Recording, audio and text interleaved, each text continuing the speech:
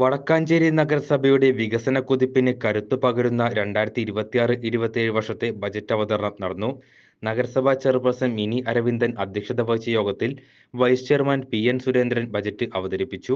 163 കോടി രൂപ വരവും 122 കോടി രൂപ ചെലവും പ്രതീക്ഷിക്കുന്ന മിച്ച ബജറ്റാണിത്.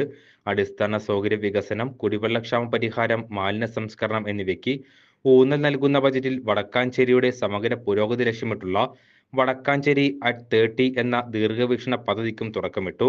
നഗരത്തിലെ ട്രാഫിക് പരിഹരിക്കാൻ ആധുനിക പാർക്കിംഗ് സംവിധാനം, അത്താണി കേന്ദ്രീകരിച്ച് മൊബിലിറ്റി ഹബ്ബ്, വടക്കാഞ്ചേരി പുഴയുടെ നവീകരണത്തിനായി 5 കോടി രൂപ എന്നിവ ബജറ്റിലെ പ്രധാന പ്രഖ്യാപനങ്ങളാണ്. ദാരിദ്ര്യ നിർമ്മാർജ്ജനത്തിന് 1 കോടി രൂപയും വീടില്ലാത്തവർക്കായി 2.5 കോടി രൂപയും വകയിരുത്തി. കുടുംബശ്രീയുടെ ശാക്തീകരണത്തിനായി പുതിയ ഓഫീസ് സമുച്ചയവും സൂപ്പർ മാർക്കറ്റും സജ്ജമാക്കും.